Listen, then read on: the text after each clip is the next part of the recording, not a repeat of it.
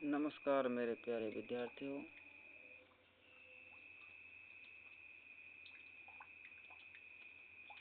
आपका हमारे इस ऑनलाइन प्लेटफॉर्म पर आपका स्वागत है। जल्दी से आ जाइए और हमारे चैनल को लाइक करें, सब्सक्राइब करें और जल्दी शेयर भी करें। आज हम ग्रुप डी 2022 के प्रीवियस ईयर में आए हुए कुछ साइंस के क्वेश्चनों के बारे में चर्चा करेंगे। आज का हमारा यह सेशन ग्रुप डी 2022 में आए हुए साइंस के क्वेश्चन के बारे में है। देखिए, साइंस के क्वेश्चंस यहाँ किस प्रकार से दिए गए हैं। देखिए, किस कारकों ने वैज्ञानिकों को तत्वों के वर्गीकरण की ओर अग्रसर किया। देखिए, कितने शानदार सवाल आपके साइंस के तथा एनसीईआरटी से यहाँ 2022 के ग्रुप डी परीक्षा में पूछे गए। देखिए, तत्वों के संश्लेषण की विभिन्न विधियाँ। जब प्रकृति में विभिन्न प्रकार के तत्व हैं, उनको किस प्रकार से संश्लेषित किया जाता है, उनकी अलग अलग विधियाँ भी तत्वों के वर्गीकरण में महत्वपूर्ण भूमिका निभाती हैं। तत्वों के स्रोत, यानी कि हमारे पृथ्वी पर अनेक प्रकार के तत्व के स्रोत हैं। कोई भूप्रकृति पर पाया जाता है, कोई भूमि की कई परतों के अंदर पाए जाते हैं, कोई रेडियो एक्टिव भी होते हैं। ऐसे ही तत्वों के विभिन्न गुणधर्म जो हैं वो बहुत ही महत्वपूर्ण और सबसे महत्वपूर्ण अधिक भूमिका निभाते हैं। इस प्रकार हमारे सवाल का सही जवाब होगा तीनों जो सवाल हैं गुणधर्म, यानी तीनों जो विधियां हैं तत्वों के वर्गीकरण में महत्वपूर्ण भूमिका निभाते हैं। अगला सवाल देखिए, यहाँ चैनल को लाइक करें और सब्सक्राइब करें, कमेंट करें और साइंस के वीडियो पाने के लिए इस चैनल को सब्सक्राइब करें। देखिए, अगला सवाल, तीन प्रतिरोधों R1, R2, R3 का फोर्थ आलेख नीचे दिए गए चित्र में दिखाया गया है। R1, R2, R3 के बीच में सही संबंध है। देखिए, हम जानते हैं, क्या जानते हैं कि ओम के नियम से जो होता है B बराबर IR होता है। क्या होता है? B बराबर IR। यहाँ यदि हम देखें R क्या होगा? V upon I। क्या होगा? V upon I। यहाँ से I में और R में जो संबंध निकल कर आएगा वो R जो होगा वो I के इनवर्सली प्रोपोर्शनल होगा और V के डायरेक्ट प्रोपोर्शनल होगा। यानी कि R जो है वो V के समानुपाती और I के व्युत्क्रमानुपाती है। जैसे जैसे I का मान बढ़ेगा R का मान कम होता जाएगा और V के साथ बढ़ने पर R का मान भी बढ़ेगा। तो देखिए, जैसे जैसे I बढ़ रहा है, यानी कि R3 का मान जैसे सबसे अधिक है, R का मान सबसे अधिक है, R3 जो है यहाँ सबसे अधिक है और I बढ़ रहा है, तो यहाँ R का मान क्या होगा? कम होगा। R3 का मान कम होगा R1 से, क्योंकि इसके बाद ही R1 क्या इससे कम है। फिर R2 का मान सबसे अधिक होगा, R2 का मान सबसे अधिक होगा। तो यहाँ ऑप्शन नंबर 3 जो है हमारा सवाल का सही जवाब होगा। ठीक है, अगला प्रश्न देखिए, किस प्रकार से सवाल यहाँ हमारे यहाँ पूछे गए हैं। देखिए, मनुष्य के पाचन तंत्र में होने वाली कौन सी गंदगी साबुन की पायसीकरण क्रिया के समान है।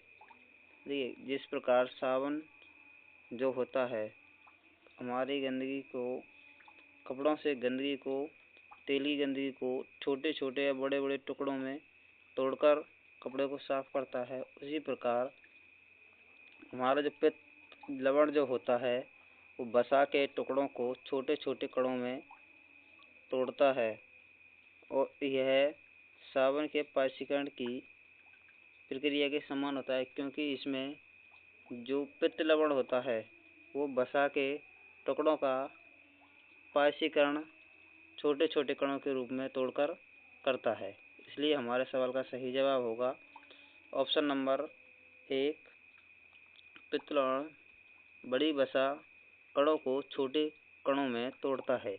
देखिए अगला सवाल, ये यहाँ चैनल को सिलेक्ट करें भाई, सब्सक्राइब कर दें। एक गोलाकार दर्पण के फोकस और वक्रता केंद्र की दूरी वक्रता त्रिज्या के पदों में बराबर होती है। देखिए दर्पण में, दर्पण जो होता है यहाँ दर्पण का ध्रुव यानी कि पोल होता है और ये ऐसे जो होता है इस तरह से, यहाँ पर मान लीजिए एफ ये फोकस दूरी और यहाँ क्या होता है एक वक्रता केंद्र सी होता है। तो यहाँ पूछा है फोकस दूरी और वक्रता केंद्र के बीच की दूरी ये वाली को आर के पदों में लिखना है। देखिए यहाँ से वक्रता केंद्र से ध्रुव के बीच की जो दूरी होती है टोटल वो होती है आर। क्या होती है? आर। और इसमें फोकस दूरी जो होती है वह है r/2 होती है। क्या होती है? r/2। तो वक्रता त्रिज्या के पदों में जब हम इसको लिखेंगे तो यहाँ से ये बीच की जो दूरी पूछी है हमसे, देखिए ये टोटल पूरी दूरी सी से लेकर पी तक जो आर है, तो सी से एफ तक कितनी होगी? r/2 होगी। कितनी होगी? r/2। तो हमारे सवाल का सही जवाब होगा ऑप्शन नंबर 2, r/2। अगला सवाल देखिए, कितने बढ़िया बढ़िया सवाल, शानदार सवाल यहाँ साइंस से एनसीईआरटी से पूछे गए हैं। देखिए जब सूखे बुझे हुए चूने का क्लोरीनीकरण होता है तो मुख्य उत्पाद के रूप में क्या बनेगा? देखिए सूखे हुए चूने का जो सूत्र होता है वो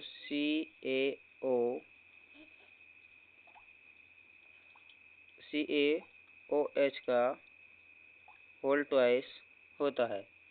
जब हम इसकी क्रिया क्लोरीन से कराते हैं तो उत्पाद के रूप में CaOCl2 और H2O के रूप में हमें उत्पाद प्राप्त होता है, जिसे कैल्शियम ऑक्सीक्लोराइड कहते हैं। क्या कहते हैं? कैल्शियम ऑक्सीक्लोराइड, जो कि ऑप्शन नंबर 2 है। यह जो अभिक्रिया है यह विस्थापन अभिक्रिया का उदाहरण है। ठीक है, इस प्रकार से हमारे सवाल का सही जवाब होगा 2, CaOCl2, जिसको हम व्यंजन चूर्ण कहते हैं, का प्रयोग कपड़ा उद्योग में भी किया जाता है। पानी के शुद्ध रखने के लिए में भी किया जाता है। ठीक है, देखिए अगला सवाल, साइंस के क्वेश्चंस। यहाँ कितने अच्छे क्वेश्चंस पूछे हैं। देखिए एनसीईआरटी की किताब से हुबहू क्वेश्चंस यहाँ आपसे ग्रुप डी 2022 में पूछे गए थे। तो ये दिए गए आरेख का ध्यानपूर्वक अध्ययन कीजिए। कौन सा विकल्प नीले काले रंग के दिखने का कारण सही ढंग से बताता है? देखिए हमारे पास जो स्टार्च होता है, स्टार्च यानी कि वसा, और यह पादपों या सब्जियों में भी पाया जाता है। आलू का जो रस होता है, आलू का जो रस होता है उसके अंदर जब हम आयोडीन मिलाते हैं क्या मिलाते हैं, आयोडीन, तब यह नीला काला हो जाता है। तो यह जो परीक्षण है हमारा आयोडीन के अंदर, आलू के रस के अंदर जो स्टार्च होता है, तो स्टार्च आयोडीन से क्रिया करके नीला काला हो जाता है। तो हमारा जो ऑप्शन है नंबर 2 हमारे सवाल का सही जवाब है, क्योंकि आलू में जो कार्बोहाइड्रेट पाया जाता है जो कि काफ़ी पॉलीसेकेराइड है, जब यह आयोडीन से क्रिया करता है तो इसका रंग जो होता है वो नीला काला हो जाता है। तो हमारे सवाल का सही जवाब होगा ऑप्शन नंबर 2। आगे देखिए, किस बैक्टीरिया की उपस्थिति जल प्रदूषक का सूचक है। देखिए, जल के अंदर जो ई कोली कोलीफॉर्म जो जीवाणु होता है, यह जल प्रदूषण का सूचक है, क्योंकि यह जल में उपस्थित मल की उपस्थिति को दर्शाता है। इसलिए हमारे सवाल का सही जवाब होगा ई कोली कोलीफॉर्म। देखिए अगला सवाल, यहाँ देखिए जो सॉल्मेलिला टाइफी है, यह टाइफाइड का कारण बनता है, और विब्रियो कोलोरी जो है हैजा का कारण बनता है। ये माइकोबैक्टीरियम ट्यूबरक्लोसिस जो है यह क्षय रोग या तपेदिक बीमारी है, यानी कि इसको टीबी भी इसके कारण टीबी जैसी बीमारियां होती हैं। देखिए अगला सवाल, निम्नलिखित में से किस तत्व के आणविक रूप में परमाणु की संख्या अधिकतम है।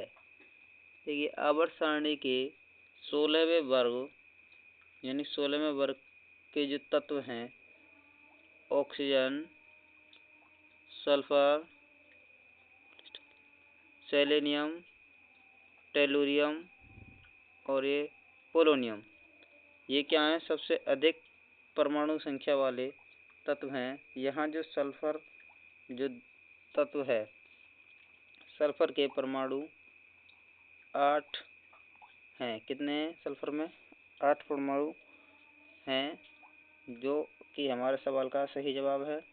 इसके बाद यहाँ जो ये फास्फोरस है, इसमें भी 4 हैं, और ये आर्गन और नियॉन जो हैं अक्रिय गैस हैं। ये केवल मोनोटॉपिक हैं, इनके एक एक ही परमाणु हैं। इसलिए हमारे सवाल का सही जवाब होगा ऑप्शन नंबर 1 सल्फर। अगला सवाल देखिए, निम्नलिखित में से कौन सा भाग पौधों में गैसों के आदान प्रदान में सहायता करता है। हम जानते हैं कि कोशिक पौधों में जो भाग होता है, पौधों का जो स्टोमेटा भाग होता है, यह इसमें छोटे छोटे छिद्र पाए जाते हैं। इन छिद्रों से पादपों में श्वसन की या मल त्यागने की जो क्रिया है वो गैसों के माध्यम से होती है। तो हमारे सवाल का सही जवाब होगा स्टोमेटा। देखिए, रक्षक कोशिकाएं क्या होती हैं, इनको हम मानव शरीर के अंदर WBC कहते हैं, जो कि मानव शरीर को अनेक बीमारियों से रक्षा करता है, इसलिए इन्हें रक्षक कोशिका कहा जाता है। नाभिक क्या होता है, परमाणु के केंद्र में जो प्रोटॉन और न्यूट्रॉन होते हैं वो नाभिक के अंदर ही होते हैं। ठीक है, आगे देखिए अगला क्वेश्चन। कितने बढ़िया बढ़िया सवाल यहाँ आपके ग्रुप डी में NCERT से पूछे गए। देखिए, साइक्लोहेक्सेन में रिक्त स्थान CC बंद, रिक्त स्थान CH बंद, इसलिए कुल सहसंयोग बंद होते हैं। देखिए, यहाँ पूछा है साइक्लोहेक्सेन के बारे में। तो साइक्लोहेक्सेन क्या होता है, साइक्लोहेक्सेन कार्बन कार्बन की एक श्रृंखला होती है, जिसमें कार्बन कार्बन के मध्य सिंगल बॉन्ड होता है। क्या होता है, सिंगल बॉन्ड, और ये एक दूसरे से कुछ इस प्रकार से जुड़े होते हैं। देखिए यहाँ कार्बन कार्बन के मध्य कितने बंध हैं? 6। कितने बंध हैं कार्बन कार्बन के मध्य? 6 बंध हैं। और इसी प्रकार बाहर की साइड ये हाइड्रोजन से जुड़े होते हैं। देखिए हाइड्रोजन कितने यहाँ जुड़ेंगे? प्रत्येक कार्बन से 4, यानी कि यहाँ जो कार्बन है वो 4 संयोजी तत्व है, यानी कि यह अपने साथ हाइड्रोजन के साथ 4 एक साथ 4 हाइड्रोजन के साथ बंध बना सकता है। तो यहाँ हाइड्रोजन से यह अपनी संयोजकता पूरी करने के लिए 4 हाइड्रोजन प्रत्येक यानी कि 4 बंध बनाएगा हाइड्रोजन कार्बन के साथ, प्रत्येक कार्बन हाइड्रोजन के साथ यहाँ 2-2 जुड़ेंगे अपनी संयोजकता पूरी करने के लिए। देखिए तो यहाँ कार्बन कार्बन के मध्य जो बंध हैं वो सहसंयोजक बंध जो हैं वो 6 हैं। अब यहाँ हाइड्रोजन देखिए प्रत्येक कार्बन 2 हाइड्रोजन से जुड़ा है, तो 6 कार्बन के मध्य हाइड्रोजन के साथ 12 हो जाएंगे। कितने हो जाएंगे बंध? कार्बन हाइड्रोजन के मध्य 12 बंध हो जाएंगे। और इसमें कुल जो बंध हैं कार्बन और हाइड्रोजन यानी कि पूरे साइक्लोहेक्सेन ही, तो टोटल कितने हो जाएंगे? 12 और 6 18। कितने बंद हो जाएंगे? 18 बंद हो जाएंगे। ये कुल सहसंयोजक बंध हैं। तो हमारे सवाल का सही जवाब होगा 6, 12, 18, जो कि ऑप्शन नंबर 4 है। यह आपके सवाल का सही जवाब है। अगला सवाल देखिए सवाल नंबर अगला, विद्युत मोटर में आर्मेचर में निम्नलिखित में से कौन सा भाग शामिल होते हैं? देखिए जब हम कभी विद्युत मोटर को देखते हैं तो उसके अंदर जो आर्मेचर होता है वह नरम लोहे के कोर से बना होता है और उसके अंदर जो कुंडली लगी होती है वह भी कोर की ही बनी होती है। कुंडली का कार्य आर्मेचर में चुंबकीय क्षेत्र बनाना होता है। इसलिए हमारे सवाल का सही जवाब होगा 1 और 3। कितना होगा? 1 और 2। कितना होगा? 1 और 2, क्योंकि ऑप्शन नंबर 4 है। कितना है? ऑप्शन नंबर 4 हमारे सवाल का सही जवाब है। कुंडली जो है यहाँ चुंबकीय क्षेत्र उत्पन्न करती है, लेकिन यह स्थायी नहीं होती, इसलिए हमारे सवाल का यह जवाब नहीं होगा। देखिए अगला सवाल, कितने बढ़िया अच्छे सवाल यहाँ पूछे गए हैं। देखिए रेडॉक्स अभिक्रिया के बारे में यहाँ पूछा गया है। निम्नलिखित में से कौन सा उदाहरण रेडॉक्स अभिक्रिया का नहीं है? देखिए रेडॉक्स अभिक्रिया क्या होती है? यानी ऐसी अभिक्रिया जिसमें ऑक्सीजन का निष्कासन होता है, हाइड्रोजन का संयोजन होता है। ये अभिकर्मक में से, यानी कि इस प्रकार 2 अभिक्रिया होती हैं, अभिकर्मक में से या तो हाइड्रोजन निकलेगा और ऑक्सीजन जुड़ेगा, या फिर ऑक्सीजन जुड़ेगा उत्पाद में और हाइड्रोजन निकलेगा। तो यहाँ देखिए इसमें पहला जो ऑप्शन है इसमें कार्बन जिंक ऑक्साइड कार्बन से अभिक्रिया करके, जिंक ऑक्साइड जो है वो कार्बन से अभिक्रिया करके यहाँ उत्पाद के रूप में जिंक और कार्बन मोनोऑक्साइड, यानी कि यहाँ कार्बन के साथ क्या जुड़ा हुआ है? ऑक्सीजन, और यहाँ इससे ऑक्सीजन हटा है। दूसरे वाले में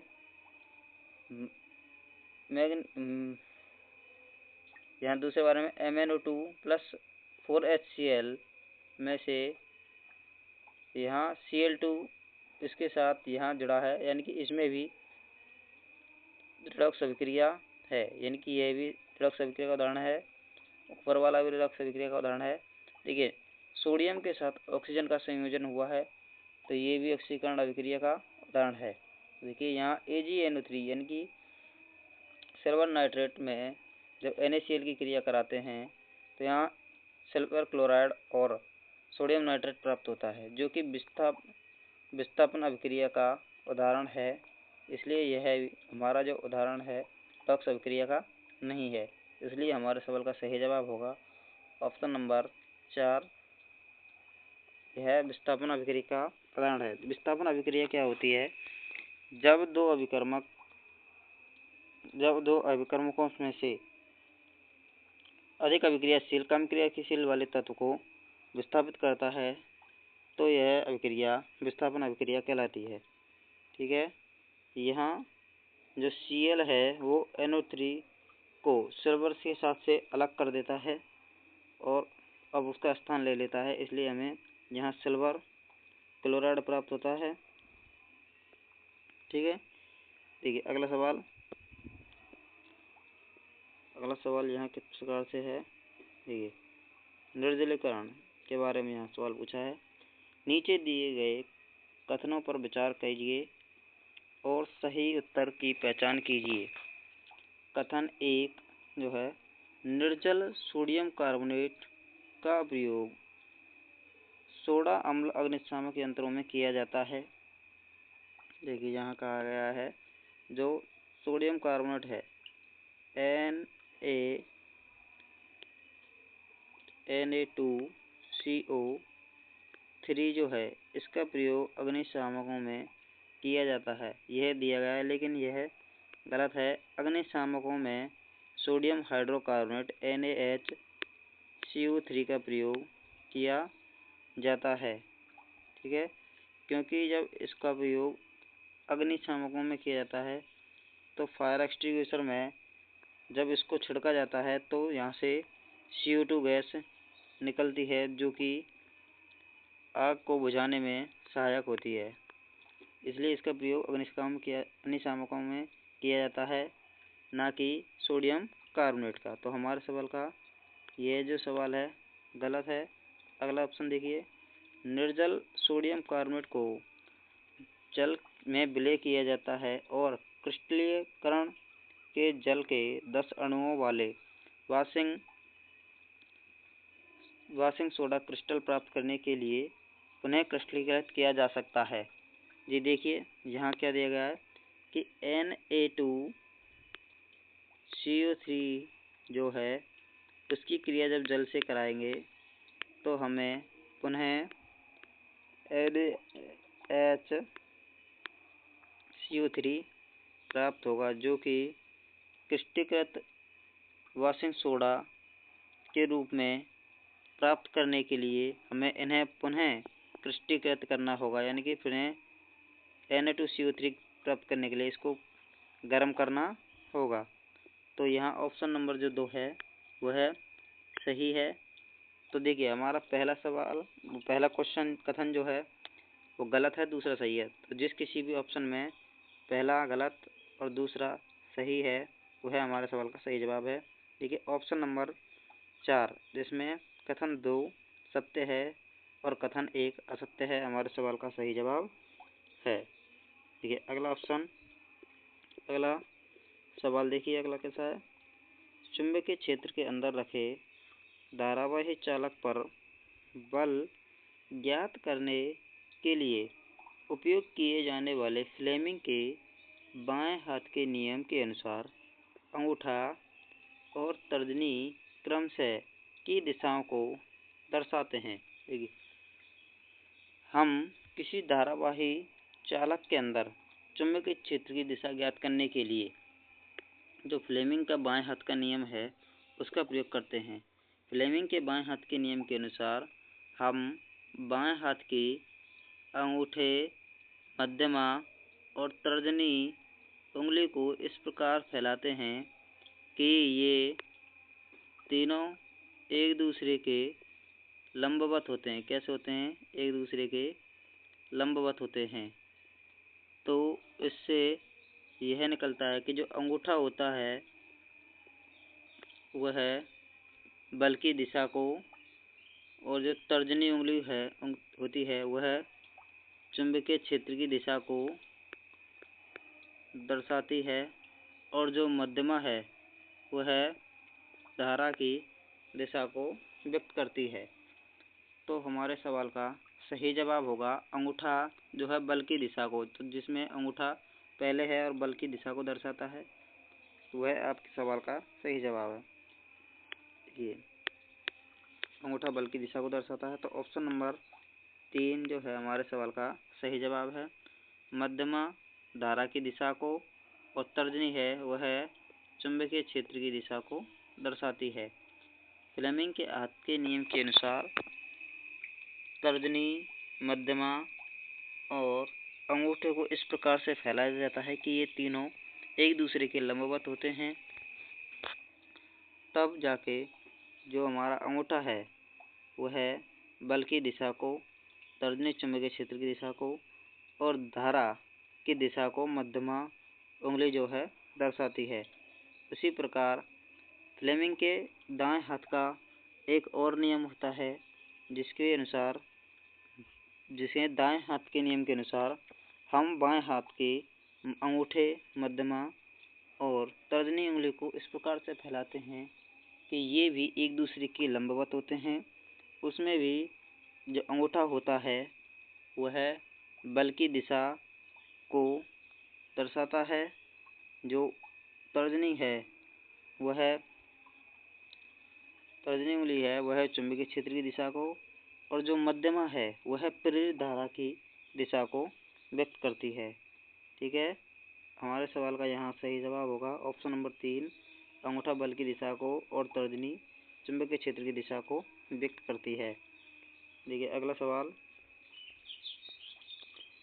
नीचे दिखाई गई आकृति में आपतित किरण और निर्गत किरण क्रम से है।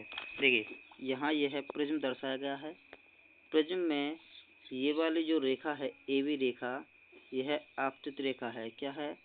आपतित रेखा है। ये आपको दिखाई दे रही है कि आपतित रेखा क्या होती है कि जब हम किसी प्रिज्म पर सीधे प्रकाश को डालते हैं, जो प्रकाश उस पर पड़ता है तो वह आपतित कहलाता है। और प्रिज्म के अंदर से देखिए ये वाली जो रेखा है इसको बोलते हैं अपवर्तित रेखा, यानी कि अपवर्तित, जो अपने मार्ग से विचलित हो गई है, यानी कि प्रिज्म से विचलित होने के बाद की जो रेखा है वह है अपवर्तित रेखा है। कौन सी है? अपवर्तित रेखा। इसके बाद अपवर्तन के बाद प्रिज्म से पुनः एक और बार रेखा बाहर की ओर निकलेगी, ये वाली CD रेखा, इसको बोलते हैं हम निर्गत, क्या बोलते हैं? निर्गत रेखा। देखिए यहाँ CD जो है वो निर्गत रेखा है। तो हमसे क्या पूछा गया सवाल में? आपतित किरण और निर्गत किरण क्रम से इस प्रकार हैं, यानी कि इसमें से हमसे निर्गत और आपतित किरण के बारे में पूछा है। तो देखिए अभी बताया मैंने, तो जो AB रेखा है ये क्या है? आपतित रेखा है। तो AB आपतित है। इसके बाद निर्गत है, यहाँ दे रखी है CD। तो आपके सवाल का ऑप्शन नंबर 1 जो है वह आपके सवाल का सही जवाब है। AB आपतित किरण है और CD निर्गत किरण है।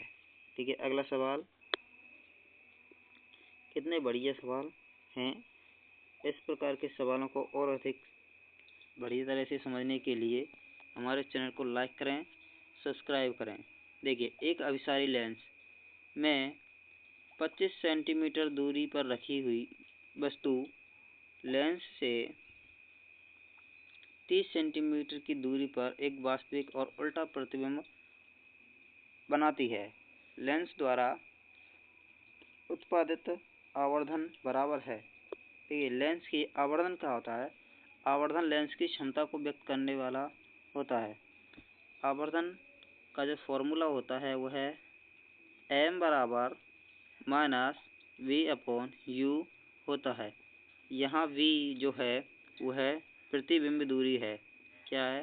प्रतिबिंब दूरी है। और यहाँ जो U है, ये U बिंब दूरी है। क्या है? बिंब दूरी।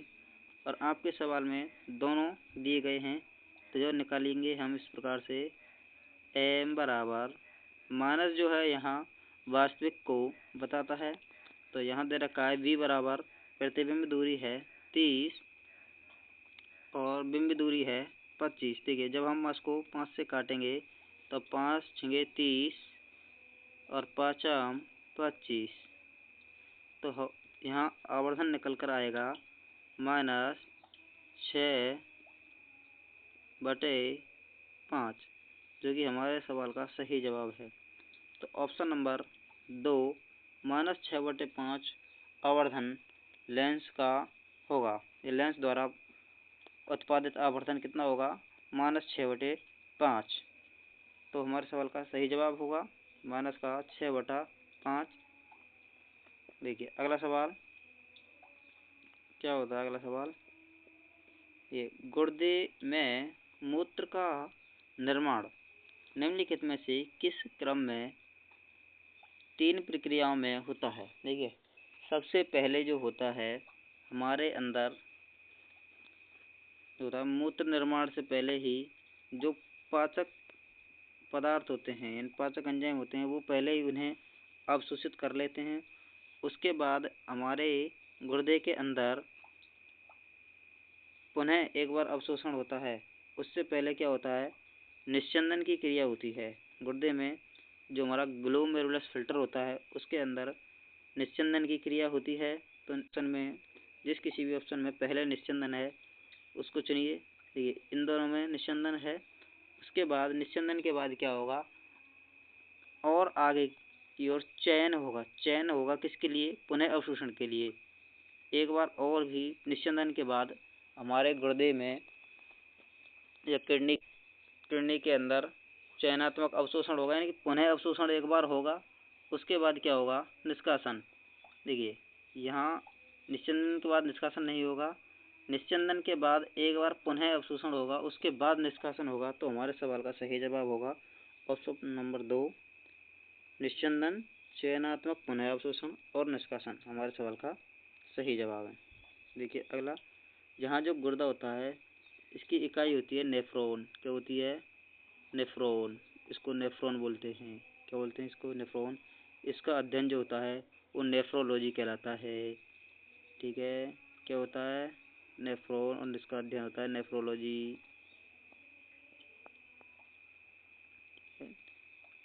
आगे देखिए सवाल नंबर अगला, निम्नलिखित में से कौन सा अलैंगिक प्रजनन का उदाहरण नहीं है? देखिए मुकुलन जो होता है वह भी एक अलैंगिक प्रजनन का उदाहरण है। यानी कि एक ही जीव की उत्पत्ति, एक ही जीव से दूसरे जीव की उत्पत्ति होती है, वह अलैंगिक प्रजनन होता है। इसमें दो अलग अलग जीवों की आवश्यकता नहीं होती, यानी कि एक ही जीव से संतति उत्पन्न की जा सकती है। ऐसे ही विखंडन जो होता है, जैसे मुकुलन होता है, हाइड्रा के अंदर क्या होता है? मुकुलन, यानी कि एक ही जीव से नए जीव की उत्पत्ति हो सकती है। ऐसा प्रजनन क्या कहलाता है? अलैंगिक प्रजनन। विखंडन जो है, जैसे अमीबा में क्या होता है? विखंडन। इसमें भी एक ही जीव से पुत्री कोशिका या संतति की उत्पत्ति हो जाती है। द्विचर विखंडन होता है, द्विविखंडन होता है, जैसे प्लेनेरिया होता है। प्लेनेरिया जो होता है उसमें क्या द्विविखंडन होता है, लेकिन इसमें भी एक ही जीव से उत्पत्ति हो जाती है। तो ग्राफ्टिंग जो है ऑप्शन नंबर 3 हमारे सवाल का सही जवाब है। ग्राफ्टिंग क्या होता है? इसको हम कलम लगाना भी कह सकते हैं, इनकी यह अलैंगिक प्रक्रिया का उदाहरण नहीं है। तो देखिए इसमें जो ग्राफ्टिंग होता है वह अधिकतर पेड़ पौधों के अंदर किया जाता है। इसमें एक पेड़ से कटिंग करके उसकी कट दूसरे पेड़ में लगाया जा सकता है, यानी कि एक भाग को अलग करके दूसरे भाग से जोड़ा जा सकता है, और यह प्रक्रिया जो है ग्राफ्टिंग कहलाती है। यानी कि जब हम किसी खराब पेड़ के भाग को काट देते हैं तो हम उसके भाग को काटने के बाद कहीं से भी दूसरा भाग लगाकर अच्छा वाला, ठीक वाला, उसमें जब जोड़ते हैं तो कुछ समय बाद वह जीवित हो जाता है। तो इस प्रक्रिया को हम क्या कहते हैं? ग्राफ्टिंग। देखिए अगला सवाल देखिए, कार्बन के इलेक्ट्रॉनिक विन्यास में कुल कोषों की संख्या है। देखिए कार्बन जो होता है उसका परमाणु क्रमांक 6 होता है। क्या होता है? परमाणु क्रमांक। और इसका जो कार्बन विन्यास होता है, इलेक्ट्रॉनिक विन्यास, वह है 1s2 2s2 2p6 होता है। यानी कि इसमें अधिकतम 1s2 2s2 2p2 होता है, सॉरी 2p2 होता है। तो यहाँ देखिए कार्बन के अधिकतम कोषों की संख्या कितनी है, यहाँ पर 2 है। कार्बन के जो इलेक्ट्रॉनिक विन्यास हो वह 2 कोषों में विद्यमान होगा और वे दोनों कोष प्रारंभिक होंगे K और L। तो कार्बन का जो इलेक्ट्रॉनिक विन्यास है, तो पहले जो कोष है कार्बन का उसमें 2 इलेक्ट्रॉन विद्यमान होंगे, कितने होंगे 2। उसके बाद जो अगला विन्यास है यानी कि अगला जो कोष है उसके अंदर कार्बन के 4 इलेक्ट्रॉन्स विद्यमान होंगे। तो इस प्रकार कार्बन के इलेक्ट्रॉनिक विन्यास में कुल कोषों की जो संख्या होगी वो हमारे पास कितनी निकल कर आएगी, 2। तो हमारे सवाल का सही जवाब होगा ऑप्शन नंबर 4, 2। अगला सवाल देखिए, यहाँ कार्बन जो है वह प्रकृति में सबसे अधिक मात्रा में पाया जाने वाला तत्व है। हीरा और ग्रेफाइट कार्बन के अपर रूप हैं। हीरा जो होता है वो कार्बन का सबसे कठोर अपर रूप होता है और ग्रेफाइट जो है सबसे नरम या मुलायम कह सकते हैं, और यह विद्युत का स्वचालक होता है। कोई भी अभिक्रिया, देखिए अगला सवाल, कोई भी अभिक्रिया जो अघुलनशील अवक्षेप उत्पन्न करती है उसे कहा जाता है। देखिए जब हम अवक्षेपण अभिक्रिया के बारे में पढ़ते हैं तो हमें यह ज्ञात होता है कि जब दो अभिकर्मक एक ऐसा उत्पाद उत्पन्न करते हैं जो अघुलनशील होता है, तो ऐसी अभिक्रिया क्या कहलाती है, अवक्षेपण अभिक्रिया कहलाती है। देखिए अपघटन अभिक्रिया क्या कहती है, देखिए हमारे सवाल का सही जवाब है अवक्षेपण अभिक्रिया, यानी कि ऐसी अभिक्रिया जिसमें एक अघुलनशील पदार्थ हमें प्राप्त होता है वह अवक्षेपण अभिक्रिया कहलाती है। अपघटन अभिक्रिया क्या होती है,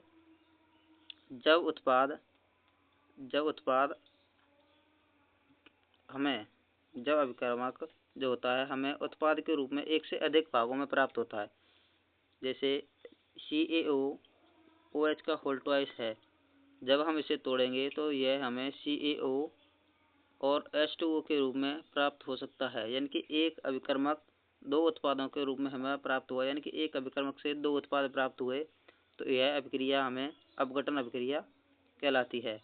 विस्थापन अभिक्रिया में क्या होता है, एक अधिक अभिक्रियाशील तत्व कम क्रियाशील तत्व को विस्थापित कर देता है।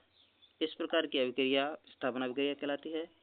रेडॉक्स अभिक्रिया क्या होती है, एक ऐसी अभिक्रिया जिसमें अपचयन और उपचयन दोनों क्रियाएं एक साथ होती हैं, उसे रेडॉक्स अभिक्रिया कहते हैं। देखिए अगला सवाल किस प्रकार से दिया गया है, किसी दिए गए प्रतिरोध को 2 बराबर भागों में काटा जाता है तो प्रत्येक भाग का प्रतिरोध है। देखिए जब हमारे पास एक R प्रतिरोध है, क्या है, R प्रतिरोध है पूरा, ये एक R प्रतिरोध है, और जब हम इसको 2 बराबर भागों में काटते हैं, देखिए तो हमारे पास R/2 2 बराबर प्रतिरोध प्राप्त होंगे। तो जिस किसी भी ऑप्शन में आपका R/2 दिखाई दे रहा है वह आपके सवाल का जवाब होगा। देखिए यहाँ ऑप्शन नंबर 4 जो है आपके सवाल का सही जवाब है। यहाँ प्रतिरोध की इकाई जो है वह ओम है, ठीक है, प्रतिरोध की इकाई क्या है, ओम। आगे देखिए सवाल नंबर, आगे दिए गए परिपथ में 4 ओम प्रतिरोध पर विभवपात ज्ञात करना है। क्या ज्ञात करना है, विभवपात।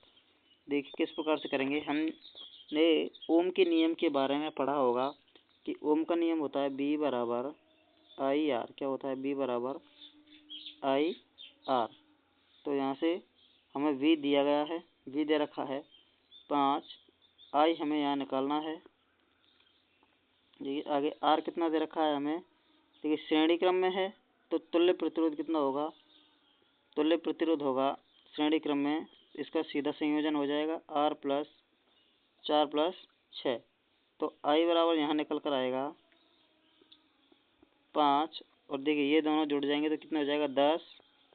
10 इधर निकल कर आएगा तो नीचे 10, तो आई बराबर आएगा हमारा 0.5। कितना आएगा 0.5। हमसे क्या पूछा गया है, 4 ओम प्रतिरोध में विभव पूछा गया है। तो ओम के नियम से पुनः देखिए, ओम के नियम से बी बराबर आई आर, कितना पर पूछा गया है, देखिए 4 ओम पर, तो आर बराबर कितना आएगा 4 ओम, और आई हमारा निकल कर आया 0.5, तो बी निकल कर आया देखिए 2 ओम, कितना निकल कर आएगा 2 ओम, कितना निकल कर आएगा हमारा वोल्ट 4 ओम पर 2 वोल्ट निकल आएगा, कितना आएगा 2 वोल्ट। तो हमारा सवाल का सही जवाब होगा ऑप्शन नंबर 3, 2 वोल्ट। आगे देखिए अगला सवाल, एक गोलाकार दर्पण के ध्रुव, एक गोलाकार दर्पण के ध्रुव और वक्रता केंद्र के बीच की दूरी फोकस दूरी के पदों में, फोकस दूरी एफ के संदर्भ में बराबर है। देखिए अभी इससे पहले एक सवाल और किया था हमने, वह भी इसी प्रकार से था कि जो गोलाकार जो दर्पण होता है उसके ध्रुव से थोड़ी दूर फोकस दूरी होती है, उससे आधी इतनी ही दूरी पर एक और रेखा, एक बिंदु होता है जिसे हम वक्रता केंद्र सी कहते हैं। तो यहाँ से वक्रता केंद्र सी से लेकर पोल के तक की दूरी वक्रता त्रिज्या आर कहलाती है। हमसे पूछा है ध्रुव और वक्रता केंद्र के बीच जो होता है वह क्या होता है। तो देखिए यहाँ से यहाँ तक जो होती है वो है एफ, यहाँ से यहाँ तक की दूरी क्या हो गई एफ कह दो या आप r/2 कह दो, ठीक है। अब हमसे पूछा है सी से यहाँ ओ वक्रता केंद्र ओ तक की दूरी, तो यह एफ का दुगना 2f होगा, या इसको आप 2r भी बोल सकते हो, ठीक है। तो यहाँ पर होगा 2f, ऑप्शन नंबर जो 2 है हमारे सवाल का सही जवाब होगा। आगे देखिए अगला सवाल, किशोर अवस्था के दौरान मानव शरीर में कई परिवर्तन होते हैं, निम्नलिखित में से कौन सा परिवर्तन केवल लड़कियों में यौन परिपक्वता से संबंधित है। देखिए हमसे लड़कियों के बारे में यहाँ पूछा गया है, कौन सा जो परिवर्तन है केवल लड़कियों से संबंधित है, यानी कि बाकी के सभी ऑप्शन लड़के और लड़कियों में सेम होंगे। यानी कि तेले त्वचा और मुहासे लड़के और लड़कियों में दोनों में सेम होते हैं, एक जैसे होते हैं। तेले त्वचा जब युवावस्था प्रारंभ होती है तो लड़के लड़कियों के दोनों के जो त्वचा है वह ऑयली और चेहरे या शरीर पर मुहासे होते हैं वो दिखने लगते हैं। शरीर के विभिन्न अंगों में बालों का उगना, ये क्रिया भी दोनों में एक समान होती है। यानी कि लड़कियों और लड़कों के जो शरीर होते हैं उनके शरीर पर अलग अलग हिस्सों पर बालों का उगना प्रारंभ हो जाता है। अपने रूप के प्रति सचेत, यानी कि लड़के और लड़कियां में जब युवा अवस्था का विकास होता है तो वे अपने स्वरूप के प्रति क्या होते हैं, सचेत होते हैं। स्तन ग्रंथियों में वृद्धि होना, यह केवल महिलाओं के अंदर देखने को मिलता है। यह महिलाओं में युवावस्था या किशोर अवस्था के दौरान विकसित होने वाले होते हैं। इन स्तन ग्रंथियां जो होती हैं वह प्रोजेस्टेरोन और एस्ट्रोजन हार्मोन के कारण होता है। ऐसा इस प्रकार हमारे सवाल का सही जवाब होगा ऑप्शन नंबर 4, स्तन ग्रंथियों में वृद्धि केवल लड़कियों में यौन परिपक्वता से संबंधित है। देखिए अगला सवाल, एक सुई को फोकस दूरी एफ वाले उत्तल दर्पण के ध्रुव से 2.5 एफ दूरी पर रखा गया है, रैखिक आवर्धन है। देखिए अभी हमने बताया आवर्धन के बारे में। आवर्धन क्या होता है, m बराबर -v/u यहाँ दर्पण है तो प्लस v/u, और आवर्धन का एक और सूत्र होता है m बराबर, यहाँ h डैश जो होता है प्रतिबिंब दूरी बटे बिंब ऊंचाई, प्रतिबिंब ऊंचाई बटे बिंब ऊंचाई, और एक और आवर्धन का सूत्र होता है जहाँ होता है f फोकस दूरी बटे f माइनस u। u जो है वह बिंब दूरी या ध्रुव से दूरी होती है। तो हमारे सवाल में जो निकालने के लिए सूत्र फॉर्मूला लगेगा वो ये वाला लगेगा। देखिए m बराबर क्या लगेगा हमारे में, f बटे f माइनस u। तो हमें दे रखा है उत्तल दर्पण की फोकस दूरी क्या है, f।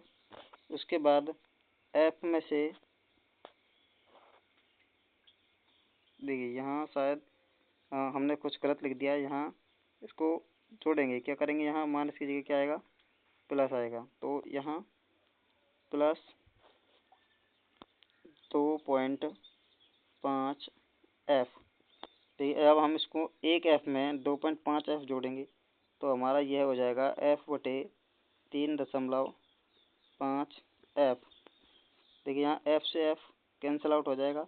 यहाँ जब दशमलव हम हटाएंगे तो ऊपर क्या आएगा 10, यानी ऊपर दशमलव हटाने पर एक जीरो लगेगी, नीचे दशमलव हट जाएगा तो 35।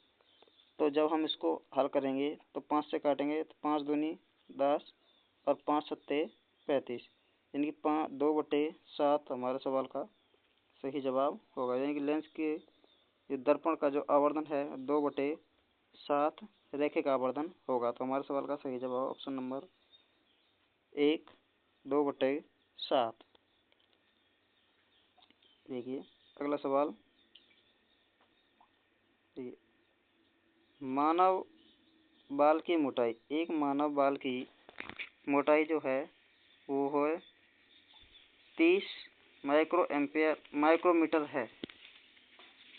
ठीक है, यदि 25 सेंटीमीटर फोकस दूरी वाले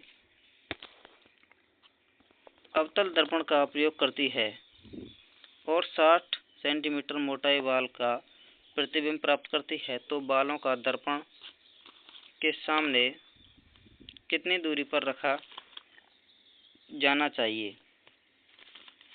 देखिए इस प्रकार का जो सवाल है वह आपके दर्पण से संबंधित है, और इसके साथ ही देखिए इस प्रकार के सवालों को हम सूत्र से करेंगे। कौन सा सूत्र होता है, आपको ध्यान है कि दर्पण का जो फॉर्मूला होता है वह है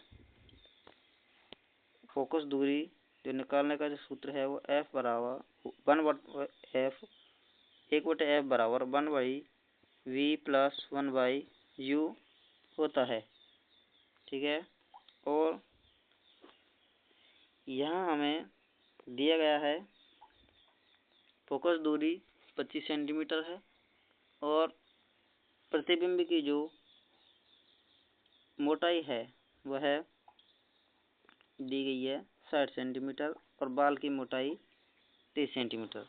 तो यहाँ हमें क्या निकालेंगे, m जो दे रखा होता है m बराबर होता है माइनस v/u जो होता है बिंब ऊंचाई, बिंब प्रतिबिंब दूरी या प्रतिबिंब मोटाई बटे बिंब ऊंचाई जो दे रखी होती है। हमारे यहाँ दे रखा है m, हमें यहाँ निकालना है, क्या निकालना है, m निकालना है। तो यहाँ h डैश बटे h, यानी कि बिंब और प्रतिबिंब की जो मोटाई और ऊंचाई हमें दे रखी है वह है 60 सेंटीमीटर जो है वो बिंब की ऊंचाई दे रखी है। जब हम इसको माइक्रोमीटर में बदलेंगे तो इंटू 10⁶ करेंगे, और नीचे बिंब की जो है वो 30 सेंटीमीटर दे रखी है। जब हम इसको हल करेंगे तो हमारा 2 × 10⁶ सेंटीमीटर जो है आवर्धन निकल कर आएगा। क्या निकल कर आएगा, आवर्धन, यानी कि m का जो मान आएगा निकल कर हमारा वह है 2 × 10⁶ निकल कर आएगा। जब हम इसको पुनः m बराबर माइनस बी अपॉन यू वाले फॉर्मूले में रखते हैं, जहाँ से हमें क्या प्राप्त होगा, वी। क्या प्राप्त होगा, वी। एम बराबर जो होगा 10⁶ बराबर माइनस वी अपॉन यू। तो जब हम इसको हल करेंगे तो v बराबर निकल आएगा, यहाँ देखिए v निकल कर आएगा 2 गुणे 10⁶। कितना आएगा, ये भी और वे भी आएगा माइनस का। कितना आएगा, माइनस का। इसके बाद हम इसको पुनः इस वाले फॉर्मूले में 1/f प्लस बराबर 1/f बराबर 1/v प्लस 1/u वाले फॉर्मूले में जब रखेंगे तो हमारा 1/f कितना दे रखा है, 25, और 1/u v है, कितना निकल कर आया अभी हमारा, माइनस के 2 गुणा 10⁶। ठीक है, प्लस 1/u। क्या निकल कर आया, 1/u। जब आप इसको हल करेंगे तो देखिए यहाँ आएगा 2 गुणे 10⁶, इसका वो निकल कर आएगा, ये 2 गुणे इसका जो वो निकल कर आएगा लघुत्तम समावर्तक 2 गुणा 10⁶। जब हम इसको हल करेंगे तो यह आएगा लगभग 4 जो होता है 4 गुणे, क्या हो गया इसमें, 4 गुणे 10⁴ निकल कर आएगा 10⁴। इसके साथ ही देखिए कहाँ चला गया, ये उड़ गया, 1/f बराबर 1/v प्लस 1/u। 1/25 बराबर 1/-2 गुणे 10⁶ प्लस 1/u। दो इसको जब हल करेंगे 2 गुणा 10⁶ जो है, तो यहाँ जब इसको करेंगे तो इसको हम लिख सकते हैं 200 इंटू 10⁴। जब इसको हल करेंगे तो 4 गुणे 10⁴ बराबर 10⁴, ये 10⁻² प्लस 1/u। जब हम इसको हल करेंगे तो हमारा यहाँ जब निकल कर आएगा तो वो निकल कर आएगा लगभग 2 इंटू 10⁴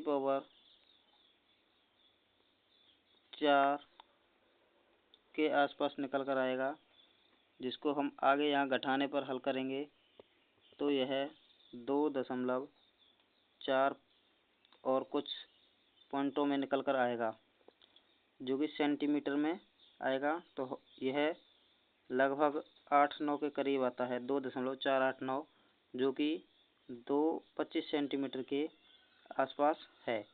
तो हमारे सवाल का सही जवाब है ऑप्शन नंबर 4, 25 सेंटीमीटर। यानी कि दर्पण से हम बालों को 25 सेंटीमीटर की दूरी पर रखेंगे, तब जाकर हमें जो बाल की मोटाई है वो 60 सेंटीमीटर प्राप्त होगी।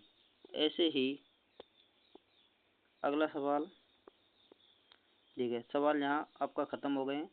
तो ऐसे ही सवाल साइंस के फैक्ट्स या साइंस के ग्रुप डी के प्रीवियस ईयर के क्वेश्चन हम आपको कराते रहेंगे। आप इस चैनल को लाइक करें, सब्सक्राइब करें, और किसी प्रकार की अगर समस्या है तो उसका भी कमेंट करें, हम आपकी समस्या का समाधान करने का पूर्णतः प्रयास करेंगे। जी धन्यवाद।